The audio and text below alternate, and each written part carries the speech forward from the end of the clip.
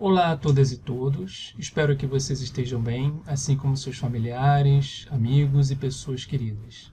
Sou Enio Serra, integrante do Fórum de Educação de Jovens e Adultos do Estado do Rio de Janeiro, e essa é mais uma edição do programa Fórum EJA Responde. Aliás, essa é a quarta edição do programa, e se vocês ainda não assistiram às outras edições, entrem no portal, no nosso canal, e acessem os vídeos lá disponíveis. Dessa vez vamos abordar o tema financiamento da EJA e Fundeb em contexto de incertezas. A escolha desse tema se deu em função de uma pergunta que foi feita na primeira live que o Fórum realizou no último dia 18 de maio, e também por uma compreensão nossa de que a discussão sobre o financiamento da EJA é algo fundamental para o fortalecimento da luta pela educação de jovens e adultos. Não só em função desse momento em que vivemos, de bastante incerteza, mas também porque há uma tramitação no Congresso Nacional de um projeto que prevê a permanência do Fundeb, cuja vigência termina agora no final desse ano de 2020. Portanto, as questões que serão tratadas nesse vídeo são as seguintes. Quais têm sido as principais dificuldades para o financiamento da EJA? Como podemos pensar todo esse cenário pós-pandemia a partir do financiamento da educação com a queda da arrecadação? Essa pergunta foi feita pelo Caio Gerbelli na live do dia 18 de maio, como eu havia dito. E por fim, como se encontra a situação da EJA na discussão sobre o Fundeb permanente em tramitação nesse momento no Congresso Nacional? Para responder essas perguntas, convidamos um companheiro do Fórum Mineiro de EJA, o professor Ramute Marinho. Eu vou deixar que ele se apresente e já o agradeço por reservar um tempo precioso da sua vida corrida e para contribuir com a gente nessa conversa. Muito obrigado, Ramute. Estamos juntos na luta pela EJA. E antes de passar a palavra, ou melhor, antes de passar a tela para o nosso companheiro Ramute, peço que vocês usem os comentários para fazer sugestões, trocar ideias, fazer perguntas, tirar dúvidas. Lembro também para que quem ainda não se inscreveu, por favor, se inscrevam no nosso canal e acionem as notificações. Continuamos na luta, EJA é resistência. Fiquem bem e até a próxima. Bom dia, boa tarde, boa noite. Eu sou Ramute Marinho, sou professor da Rede Municipal de Belo Horizonte, Rede Municipal de Educação de Belo Horizonte. Sou também do Fórum Mineiro de EJA, do Fórum Estadual Permanente de Educação de Minas Gerais, o FEPENG, e do Comitê Mineiro da Campanha Nacional pelo Direito à Educação. Isso aqui de Contagem, região metropolitana de Belo Horizonte. Para todos aqueles e aquelas interessados na educação de jovens e adultos do país, é um prazer poder dialogar com vocês, pensar um pouco sobre essa conjuntura da educação de jovens e adultos neste contexto de pandemia, mas também refletir sobre algumas das situações estruturantes dessa educação, dessa oferta educativa do país. Eu queria agradecer, em primeiro lugar, também ao Fórum EJA do Rio de Janeiro pelo convite, do qual eu me senti muito honrado em poder contribuir. Então esse vídeo é fruto deste convite, fruto dessas conversas que nós estamos estabelecendo com o Fórum EJA do Rio de Janeiro. E a temática desse vídeo, né, a ideia principal dele, é que a gente converse um pouquinho sobre o financiamento da educação de jovens e adultos e Fundeb em um contexto de incertezas. Né? Se nós já vivíamos da educação de jovens e adultos uma longa história de lutas, de vitórias, também de derrotas, de retrocessos, de desvalorização dessa modalidade educativa, de desigualdade das oportunidades educativas para jovens e adultos do nosso país, de uma certa maneira, neste contexto caótico de pandemia, provocado pelo coronavírus, né, pelo Covid-19, em que nós observamos mais uma vez e tristemente, né, ações muito tímidas do poder público nacional. Isso para não falar ações que atrapalham, que estão atravancando o enfrentamento a esta doença e que traz um número recorde de mortos, né? No momento que eu gravo esse vídeo, já são mais de 40 mil mortos no país, com mais de 840 mil infectados no país todo. Que provocou também uma grave crise econômica que está somente se iniciando e provocou, e acho que a gente vai conversar um pouquinho também sobre isso, a contragosto, de forma muito urgente, mudanças estruturais na oferta educativa, né? Daquilo que nós tínhamos como oferta educativa no país. Isso, obviamente, vai acertar, vai chegar na educação de jovens e adultos com uma força,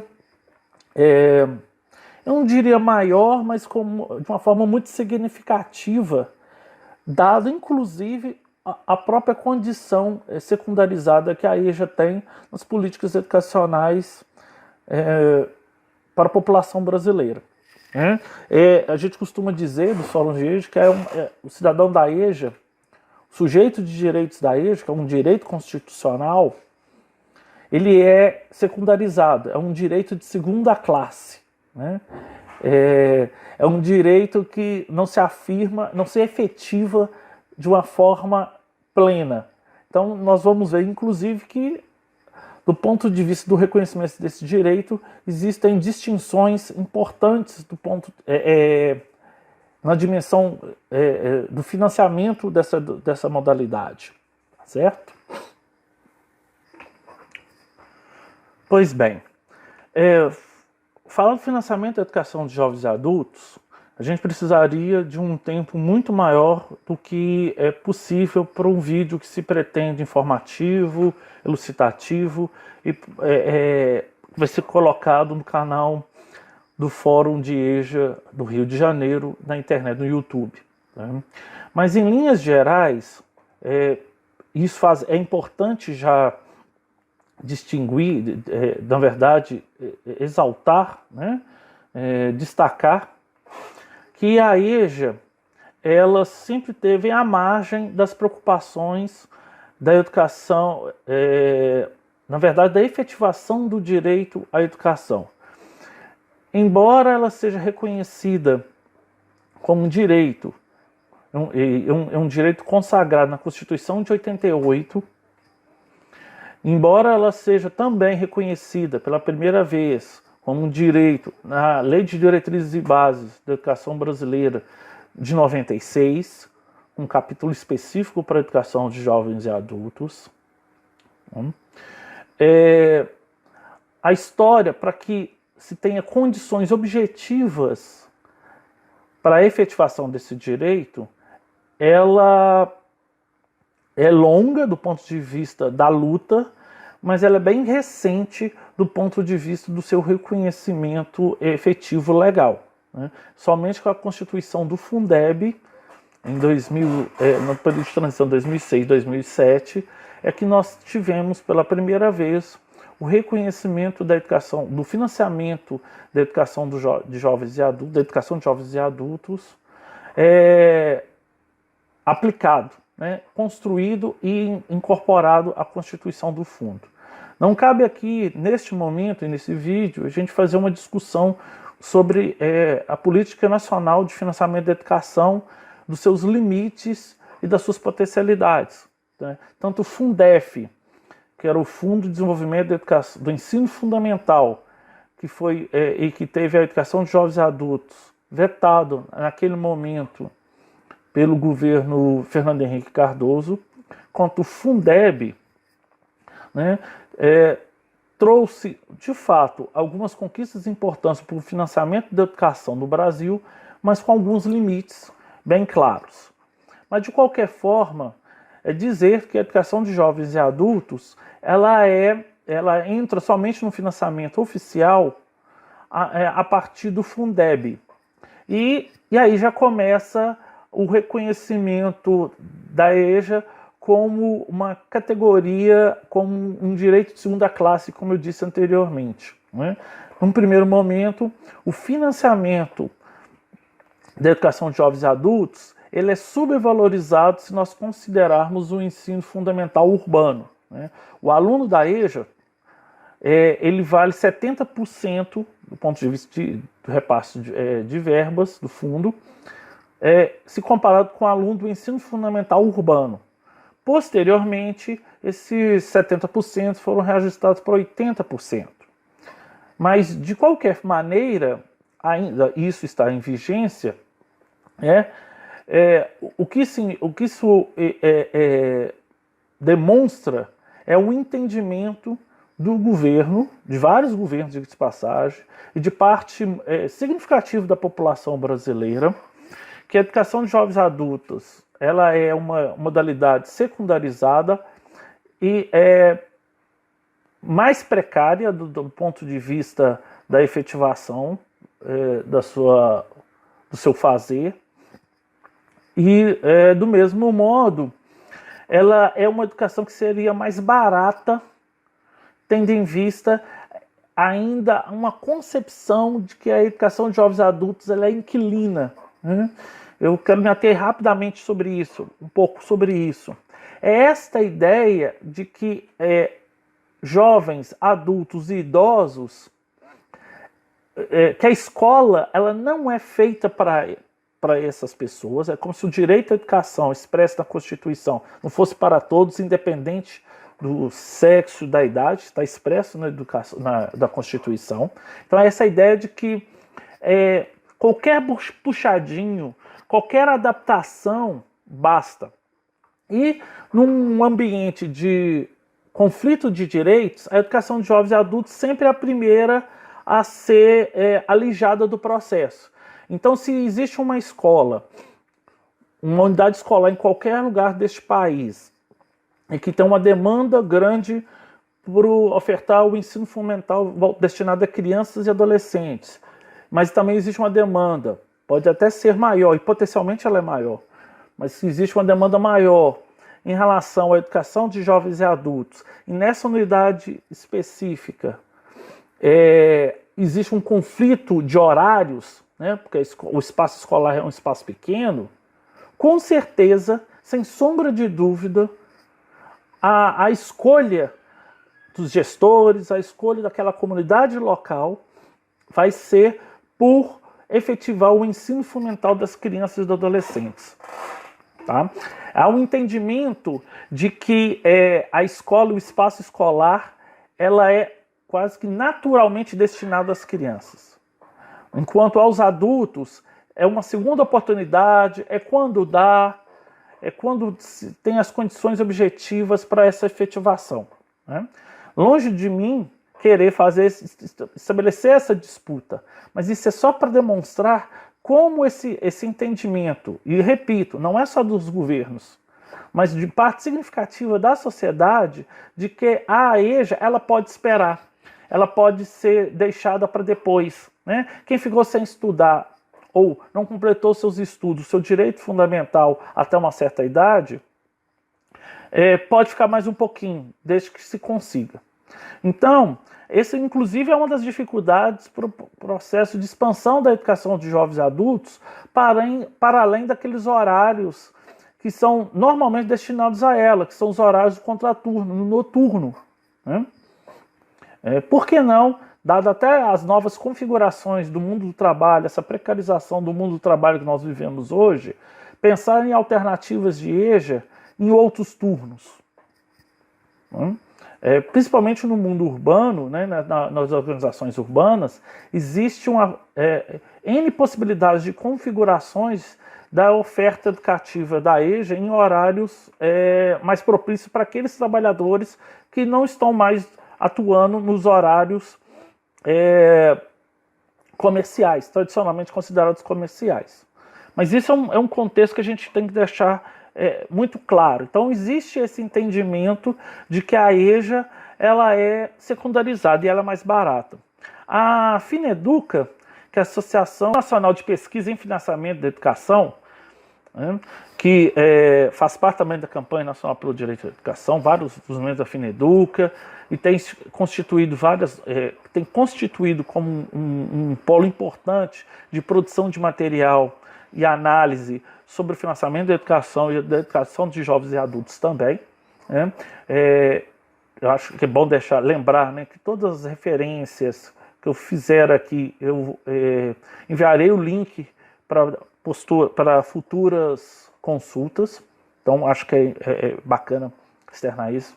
Pois bem, mas voltando à Fineduca, ela já fez uma série de estudos quando da constituição do Plano Nacional de Educação, da votação do Fundeb, do novo Fundeb, e que, contrariamente à decisão governamental de que a educação de jovens adultos ela é mais barata e, portanto, ela precisa de menos recursos, né? A educação de jovens adultos, pelo seu problema de escala, ela precisaria de ter uma sobrevalorização dos recursos do per capita do estudante da educação de jovens adultos. Então, trazendo isso em outras palavras, como as turmas de EJA, né, organizados país afora, geralmente tem turmas menores do ponto de vista do número de estudantes. Geralmente, como tem demandas de estrutura de consumo maiores do que os meninos e meninas do ensino fundamental, da alimentação, do material de consumo escolar, né, da necessidade de espaços mais ampliados, ela precisaria de ser sobrevalorizada e não subvalorizada. Ou, né, em vez de o estudante da educação de jovens adultos valer 0,8, 80% do valor do estudante do ensino fundamental urbano padrão, ela teria que valer mais, né? E algumas pesquisas indicam, inclusive, bem mais, para se poder garantir a qualidade da educação, primeiro a oferta e a qualidade social da educação de jovens e adultos. Isso também me faz pensar, acho que é legal conversar com vocês sobre isso, que assim como eu e vários outros militantes e ativistas da educação de jovens e adultos, muitos pesquisadores, né, que trabalham com financiamento da educação, acreditavam que com o Fundeb nós teríamos uma expansão significativa do número de matrículas na educação de jovens e adultos, né? Porque era a lógica que se colocava que o que represava parte significativa da oferta era a inexistência de uma política de financiamento para essa modalidade. Eu mesmo trabalhei durante muito tempo, né, em modalidades do que nós chamávamos, não, era denominado, era previsto em lei, do ensino regular noturno, que atendia jovens e adultos, né, mas se organizava dentro dos parâmetros do ensino fundamental para que naquele tempo, que ainda era o financiamento do Fundef, recebesse financiamento do governo. Então, na prática, isso se traduzia em um engessamento das possibilidades da organização pedagógica das escolas. Então, você tinha que, com exceção da semestralidade, e isso era extremamente complicado de pensar, mas com exceção da semestralidade, a organização do ensino fundamental noturno, pelo menos aqui em Minas Gerais, era muito próximo, era muito parecido com... Muito próximo não, era praticamente idêntico ao ensino fundamental destinado a crianças e adolescentes, né? O que tirava, inclusive, as especificidades da educação de jovens e adultos marcada por uma diversidade de sujeitos, de culturas e de possibilidades de organização. Então essas organizações eram muito estanques, eram muito engessadas. Mas elas eram engessadas em função, principalmente, pela inexistência de um financiamento para essa modalidade qual ela era. Então existia atendimento, só que esse atendimento ele era inserido dentro da lógica do ensino fundamental destinado para as crianças e adolescentes. E vocês devem ter percebido, fazer um parêntese aqui, que eu evito usar o termo regular, porque a EJA é uma modalidade regular, pelo menos desde que ela foi reconhecida na LDB, desde que ela tem um parecer do Conselho Nacional de Educação, então ela também é regular. Então, trabalhar com a lógica do regular, do ensino fundamental regular, significa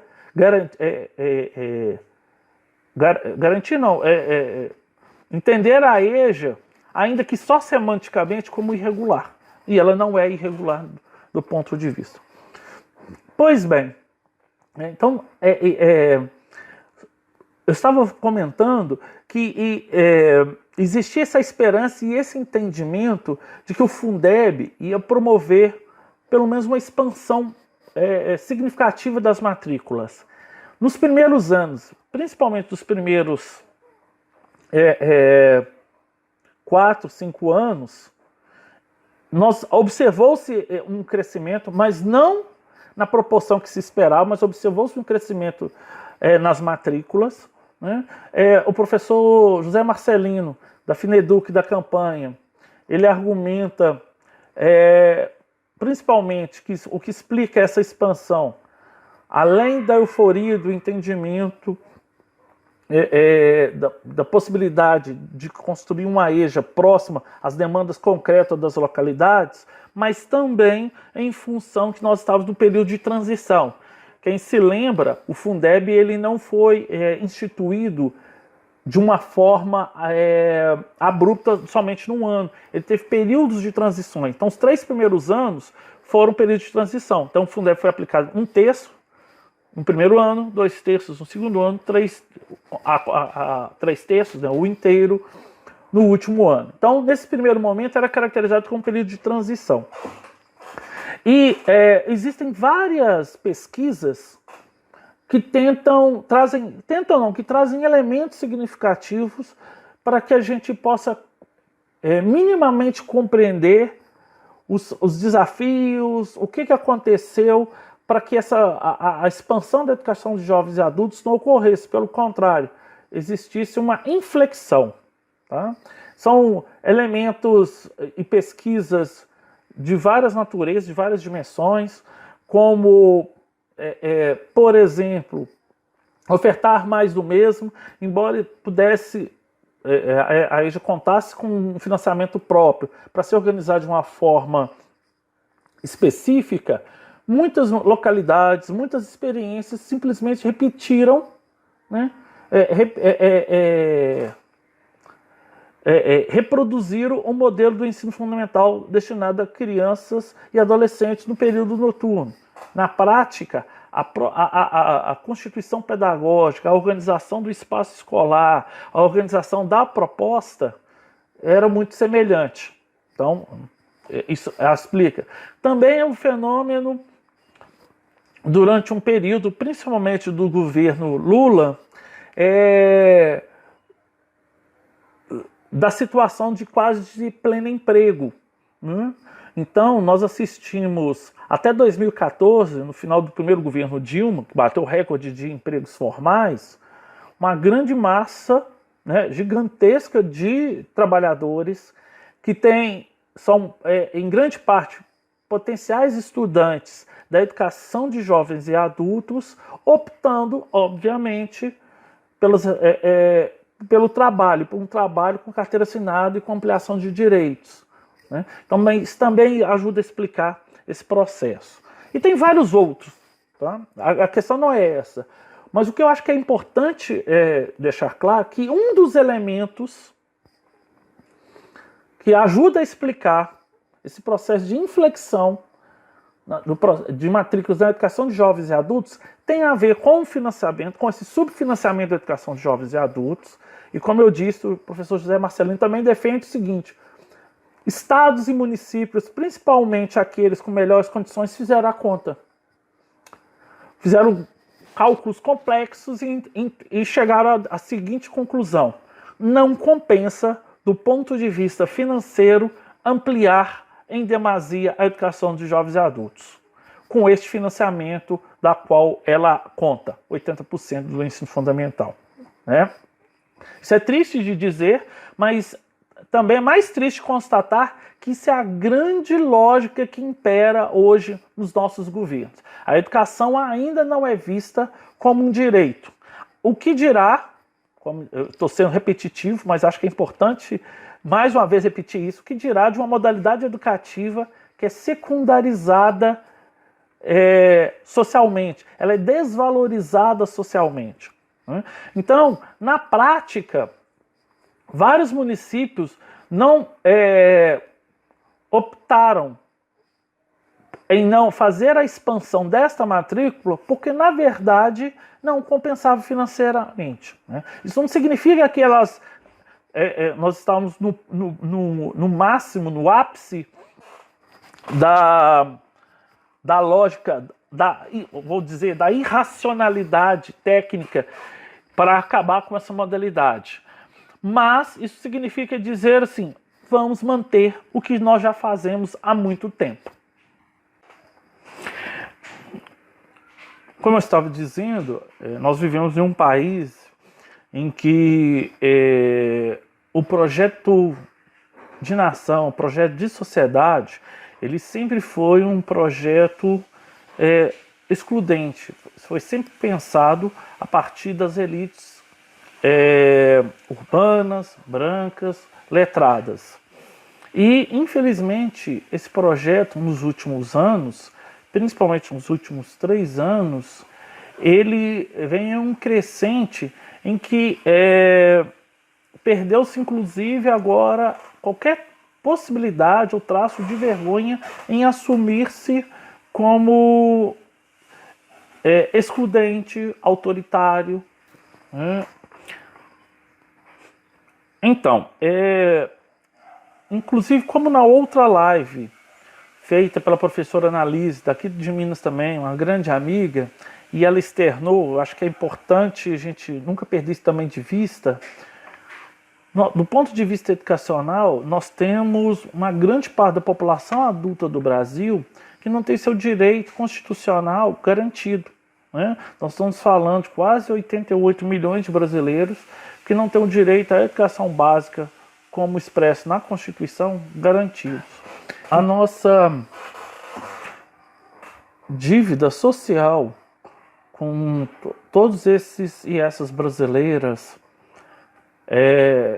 que continuam sendo solapadas do seu direito à educação, que continuam, por conta disso, não acessando outros direitos fundamentais, ela é gigante e mais do que necessária neste momento de pandemia, que nós tenhamos não só mais ações concretas efetivas, mas ações que radicalizem na defesa daquilo que consideramos importante, que é a vida do cidadão e da cidadã brasileira, que é o direito ao bem-estar do cidadão e da cidadã brasileira. Isso se traduz, por exemplo, é uma preocupação e uma das questões que foram feitas ao Fórum EJA do Rio de Janeiro, e ela é salutar para este momento, de como pensaram esse financiamento da educação, em especial da EJA, num contexto em que com certeza nós observaremos uma queda na arrecadação, né? Eu vou deixar linkado, pedir os companheiros e companheiras do fórum para deixar linkado algumas notas técnicas sobre como funciona o Fundeb e também do contexto do Fundeb nessa condição de pandemia. Mas o fundo, acho que grande parte das pessoas já sabe disso, mas é sempre bom reforçar, ele é constituído de uma cesta de tributos que são cobrados diferentemente de cada estado e municípios, são reunidos um grande fundo e retornam para os seus 27 fundos estaduais e distritais. Né? Então, queda na cobrança do ICMS, do IPVA, do IPTU e outros impostos, com certeza diminuirão drasticamente os recursos para a educação, seja para o final deste ano, seja para o próximo ano. E como enfrentar isso? Como enfrentar essa eminência, né? Essa situação que é eminente e ainda assim avançar na garantia do direito daqueles que já estão historicamente excluídos. Não é uma decisão fácil, não existem soluções simples para um problema tão complexo, mas nós precisamos, primordialmente, entender, definir qual que é a nossa prioridade. Né? A nossa prioridade é a defesa da vida, da saúde, da educação, da condição dessa população. Se essa é a nossa prioridade, nós temos que traduzir essa prioridade em ações concretas. E nós, nos fóruns de EJA, juntamente com a Campanha Nacional pelo Direito à Educação, nós propusemos algumas ações que nós consideramos mínimas e urgentes para este contexto de pandemia. Então, eu vou pedir licença e vou ler os 5 pontos da última nota técnica feita pela Fineduca, e que está no site da Campanha Nacional pelo Direito à Educação, para proteger o financiamento da educação neste contexto de isolamento e de redução de impostos. Então, os 5 pontos se traduzem nos seguintes. 1. A União deve expandir a assistência financeira aos governos subnacionais. É primordial que o governo federal contribua efetivamente com estados e municípios. Isso porque, dentro da estrutura atual fiscal do Brasil, é o ente federado que mais arrecada. E, contraditoriamente, é o ente federal que menos contribui com o financiamento da educação. Então, é salutar e urgente que a União que a União expanda a assistência financeira a estados e municípios.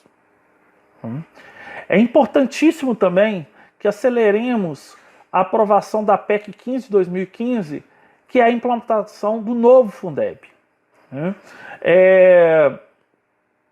O novo Fundeb, embora ele tenha se constituído nessa última versão, essa última proposta da formatação desta PEC do novo Fundeb, embora na tramitação política, na discussão, no debate público feito desde 2015, ele não tenha assumido todas as propostas e não tenha avançado tanto quanto gostaríamos e lutamos para tanto, ainda assim ele guarda alguns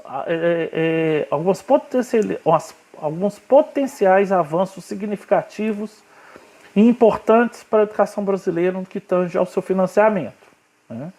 Mas o que é urgente é a sua aprovação, contudo, sendo que faça uma mudança na sua redação, excluindo os recursos do salário e educação na contabilização desse fundo. Né? Sem isso, programas importantes complementares à educação, ao financiamento da educação, como o programa de alimentação escolar, podem estar comprometidos. Então nós entendemos, nesse segundo ponto da proposta, que a aprovação do Fundeb pode, porque muda a lógica de financiamento dos fundos, ela deixa de ser simplesmente o valor aluno a partir do número de matrícula para o modelo híbrido, né? Como eu disse, vou deixar linkada aqui a descrição do que seja esse modelo híbrido, mas ele pode auxiliar nesse momento de crise financeira de estados e municípios, desde que se exclua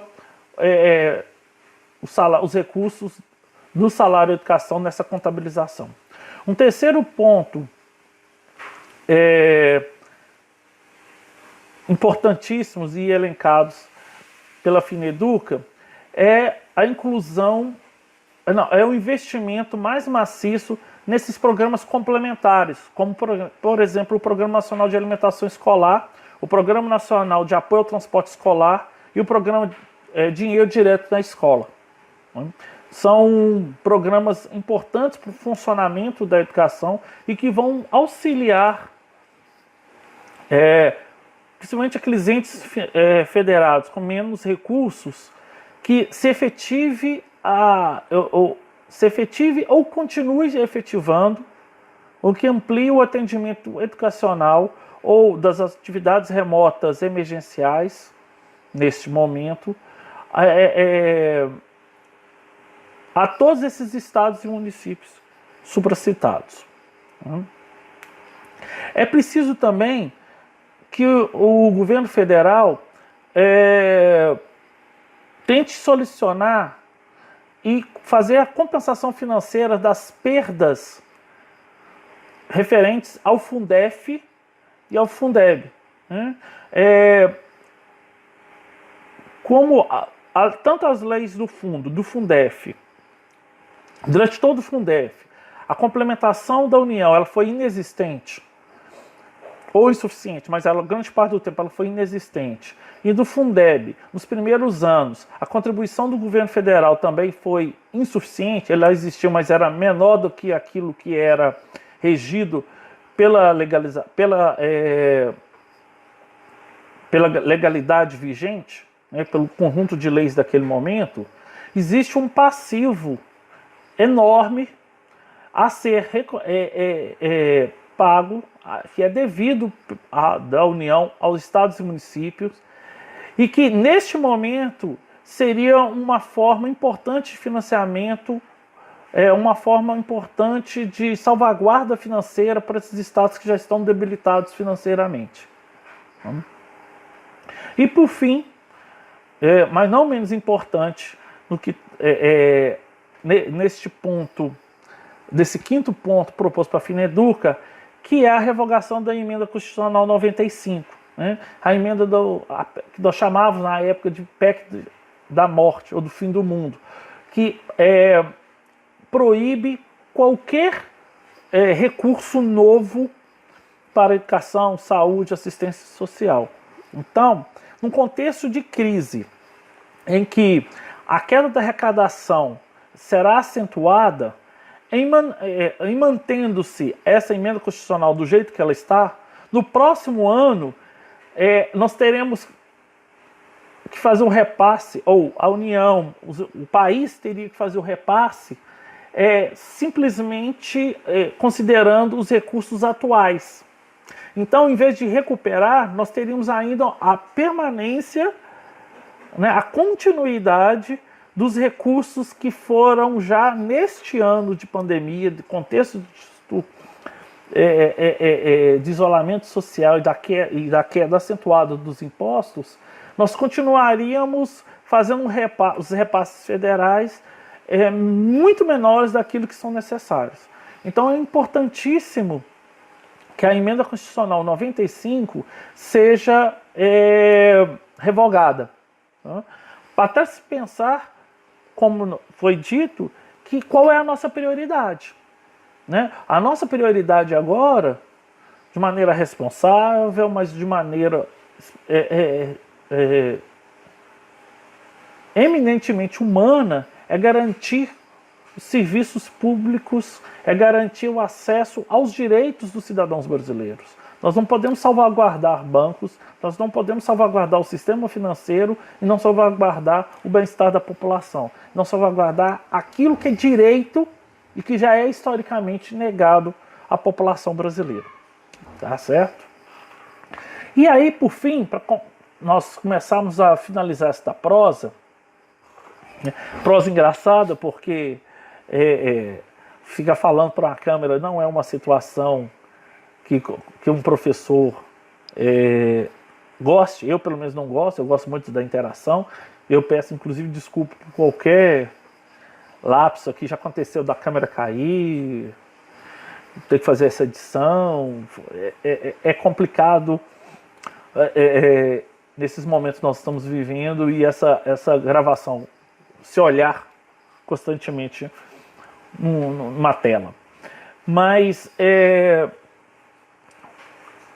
queria, para que nós possamos encaminhar realmente para o final dessa conversa, que nós continuemos nesse exercício de acompanhamento e de pressão pública sobre a votação do novo Fundeb, como eu disse. Ele é salutar, ele é primordial neste momento que se aprove. Nós podemos passar, em caso isso se prorrogue para mais um tempo, num período sem um marco legal robusto como é o Fundeb, delimitando as políticas, e isso acarretaria em ações do governo federal extremamente excludentes, caso o fundo não se efetive, não seja votado, não seja apreciado, seja votado ainda esse ano. Então é urgente que nós consigamos fazer com a aprovação do Fundeb. Dizer e exaltar mais uma vez o papel importantíssimo dos fóruns de EJA neste debate público, né? Todos os avanços, ainda que tímidos, que tivemos na história recente da República Brasileira em relação ao financiamento dessa modalidade se deve à ação aguerrida de professores, professoras, estudantes, movimentos sociais, sindicatos, que compõem esse grande mosaico que é os fóruns de EJA do Brasil. Outras modalidades educativas que são mais valorizadas socialmente têm inúmeras,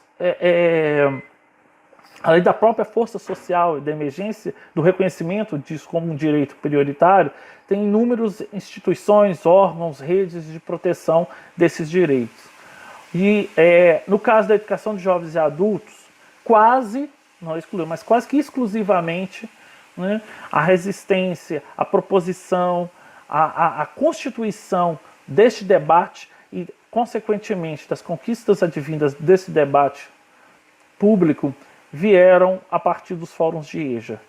Então é importantíssimo ressaltar que quanto mais pessoas debatam sobre educação de jovens e adultos, compreendam que ela é um direito tão fundamental como o direito à educação de jovens e crianças e adolescentes do ensino fundamental, que direito não deveria ser escamoteado, direito deve ser entendido como algo a ser efetivado em todas as suas dimensões. Nós não podemos aceitar uma situação em quem que a gente escolhe para ter o direito primeiro. Isso é muito caro à nossa luta, aos fóruns de EJA, e exaltar, por último, essa iniciativa muito interessante, muito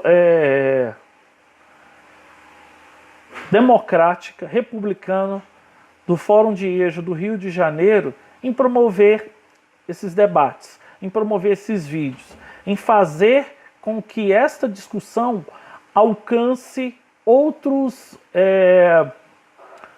instituições, outras pessoas que porventura estariam alheias a elas. Então, mais uma vez, agradecer o convite feito pelo Fórum do EJA do Rio, que continuemos assim. Também vou disponibilizar meu contato para que a gente possa conversar mais demoradamente em outros momentos. E é isso. Espero que tenha contribuído, apesar de todos os problemas técnicos encontrados, às vezes essa dicção não tão boa, né, a timidez em relação ao vídeo, mas que possa ter contribuído com com o tema, né, com o entendimento do tema do financiamento da educação e da EJA em tempos tão complexos.